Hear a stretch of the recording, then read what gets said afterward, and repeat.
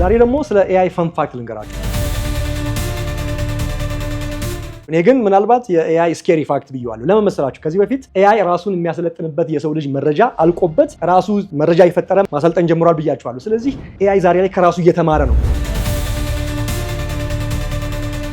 ተመራማሪዎች ይህንን ጉዳይ ኤአይ ኢንብሪዲንግ ወይ ደግሞ የኤአይ የውስጥ እርባታ ወይም ደግሞ በሌላ አጠራሩ የኤአይ ሞዴል ኮላፕስ ይሉታል። ምን ማለት ነው? አንድ ፎቶኮፒን አስቡ። ፎቶኮፒን ስታነሱ ከዛ የኮፒውን ኮፒ አድርጋችሁ 10 እና 11 ላይ ስትደርሱ የፎቶኮፒው የመጨረሻ ፎቶኮፒ ማንበብም አትችሉም፣ ብዥታ ብቻ ነው የሚሆነው። የኤአይ ራሱን የማስተማር ሂደት ከሰው እውቀት ግብአት ከሰው ዳታ ግብአት ውጪ የሆነው እንዲህ ያለ ነገር ያመጣል የሚል የትርምስ እውቀት ይፈጠራል የሚል ስጋት አለ።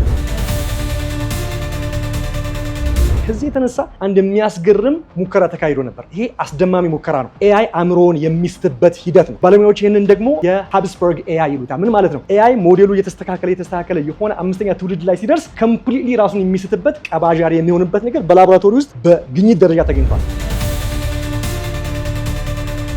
እንደዚህ ነው የሆነው። በመካከለኛው ዘመን ስላለ ስነ ህንፃ እንዲያብራራ ጥያቄ ይጠየቃል። ስለዚህ 3ኛና 4ኛ ትውልድ ላይ ያለው ሞዴል ይህን አውቆ ለማወቅ ሲሞክር በራሱ ማለት ነው ዳታ የሰው ልጅ ሳይሰጠው በኋላ ላይ ስለ ስነ ህንፃ ማውራት ትቶ ስለ ጥንቸሎች ነው የመለሰው።